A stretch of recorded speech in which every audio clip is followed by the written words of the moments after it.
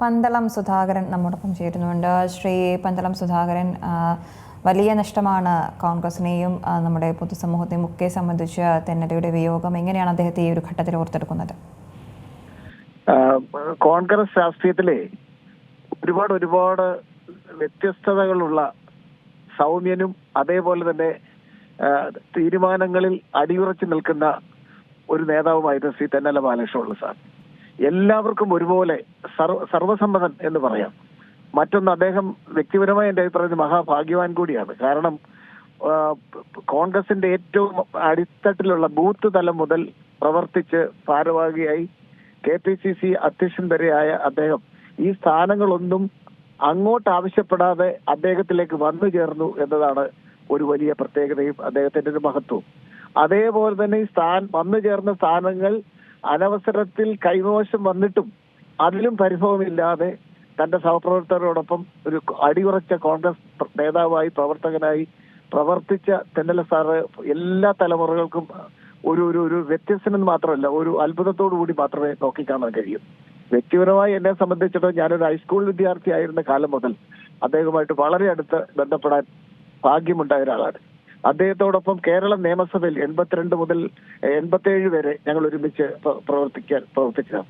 അദ്ദേഹത്തോടൊപ്പം അദ്ദേഹം പ്രസിഡന്റ് ആയിരുന്ന സന്ദർഭത്തിൽ KPCCയിൽ അദ്ദേഹത്തോടൊപ്പം ജനറൽ സെക്രട്ടറിയായി പ്രവർത്തിക്കാൻ ഭാഗ്യമുണ്ടായിട്ടുണ്ട്.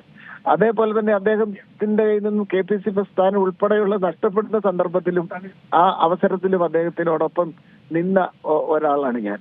പിന്നെ ശ്രീ K കരുണാകരനും ശ്രീ AK ആന്റണിയും ഒക്കെ ഇത്ര ബഹുമാനത്തോടുകൂടി സമീപിച്ചിരുന്ന, അല്ലെങ്കിൽ എല്ലാ ഉപദേശങ്ങളും സ്വീകരിച്ചിരുന്ന മറ്റൊരു നേതാവ് ഉണ്ടായിരുന്നു എന്നെനിക്കറിയില്ല. മറ്റൊരു പ്രത്യേകത ഞാൻ കാണുന്നത്, ഇരുവശത്തും, ഒരു വശത്ത് ശ്രീ K കരുണാകരനും ഒരു വശത്ത് ശ്രീ AK ആന്റണിയും ഇരിക്കുമ്പോൾ തന്നെ രണ്ടുപേരെയും ഒരുപോലെ വിമർശിക്കുവാനുള്ള ഒരു തന്റേടം, അസാധാരണമായ ഒരു തന്റേടം തെന്നല സാറിനുണ്ടായിരുന്നു. ഞാൻ പറഞ്ഞു, അങ്ങനെ ഒരുപാട് സവിശേഷതകൾ. ഒടുവിൽ അദ്ദേഹം നടക്കാതെ പോയത് ഈ ചുണ്ടിനും കപ്പിനും ഇടയിൽ നഷ്ടപ്പെട്ടു എന്ന് പറയുന്ന പോലെയാണ് അദ്ദേഹത്തിന്റെ മന്ത്രിസ്ഥാനം. 82-ൽ അദ്ദേഹം മന്ത്രിയാകുമായിരുന്നു. പക്ഷേ മന്ത്രിയാകാനുള്ള എനിക്കൊന്ന് മുഹൂർത്തം വരെ തീരുമാനിച്ചിട്ടും അദ്ദേഹത്തിന്റെ ഇത് മന്ത്രിസ്ഥാനം വഴുതിപ്പോയി എന്നതൊരു ചരിത്രമാണ്.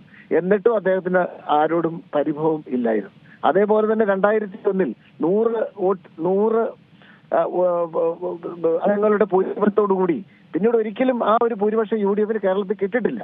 ഭൂരിപക്ഷത്തോടുകൂടി അന്ന് ശ്രീ AK ആന്റണി മുഖ്യമന്ത്രിയായ സന്ദർഭത്തിൽ അദ്ദേഹത്തിന്റെ ശ്രീ തെന്നല സാറിന്റെ കയ്യിൽ നിന്നും KPCC പ്രസിഡന്റ് സ്ഥാനം വഴുതിപ്പോയി. പക്ഷെ അപ്പോഴും അദ്ദേഹം വളരെ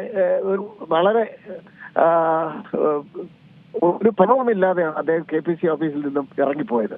ഞാൻ പറഞ്ഞത്, അങ്ങനെ എത്ര ആരോടും അതുകൊണ്ട് തന്നെ ആരോടും പരിഭവമില്ലാതെ, ആരെയും ആക്ഷേപിക്കാതെ, തന്റെ അഭിപ്രായം ആരുടെ മുഖത്ത് നോക്കി പറയാൻ തന്റെ ഇടം കാണിച്ച ശ്രീ തെന്നല ബാലകൃഷ്ണപിള്ള സാർ അപൂർവ സിദ്ധികൾ ഉണ്ടായിരുന്ന ഒരു പൊതുപ്രവർത്തകനാണ്.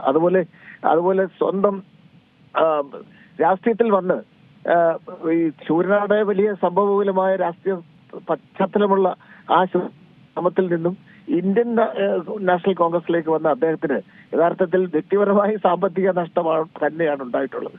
KPCC പ്രസിഡന്റ് ആയിരുന്ന സന്ദർഭത്തിൽ പാർട്ടി ചെലവുകൾക്ക് സ്വന്തം ഭൂമി വിറ്റ് പണം കൊണ്ട് അടയ്ക്കുന്ന ആരെങ്കിലും ഉണ്ടായിരുന്നുവെങ്കിൽ അത് തെന്നല സാറായിരുന്നു. അത്ര ഒരു അഭിമാനിയായിരുന്നു തെന്നല സാർ. അതുപോലെ അദ്ദേഹം നിയമസഭയിലെ ഒരു പ്രഗത്ഭനായ മെമ്പറൊന്നും ആയിരുന്നില്ല. പക്ഷേ എല്ലാവരുടെയും ആദരവ് പിടിച്ചു പറ്റിയ ഒരു ജനസേവകനായിരുന്നു. സത്യസന്ധമായ ഒരു സമീപനം, നടക്കാത്ത കാര്യങ്ങൾ നടക്കില്ല എന്ന് വരുന്നവരോട് പറയുന്ന ഒരു സ്വഭാവം. സാധാരണ പല രാഷ്ട്രീയ നേതാക്കന്മാരും കാണിക്കുന്ന പോലെ നോന്ന് പറയാതെ സോപ്പിടുന്ന ആ ഒരു സ്വഭാവം തെന്നല സാറിന് ഇല്ലായിരുന്നു. അങ്ങനെ ഇത്ര വ്യത്യസ്തമായ സ്വഭാവ സവിശേഷതകളും പ്രവർത്തന പാരമ്പര്യവും ഉണ്ടായിരുന്ന തെന്നല സാർ ഇവിടെ പറയുന്നത് പൊതുസമൂഹത്തിന്, കേരള രാഷ്ട്രീയത്തിന്, ഇന്ത്യൻ നാഷണൽ കോൺഗ്രസിന് വലിയ നഷ്ടമാണെന്ന കാര്യത്തിൽ ഞാൻ സംശയമില്ല. അദ്ദേഹത്തിന്റെ ഓർമ്മകൾക്ക് മുമ്പിൽ കണ്ണീർ പ്രണാമം അർപ്പിക്കുകയാണ്. ശരി സാർ, വളരെയധികം നന്ദി പ്രതികരണത്തിന്.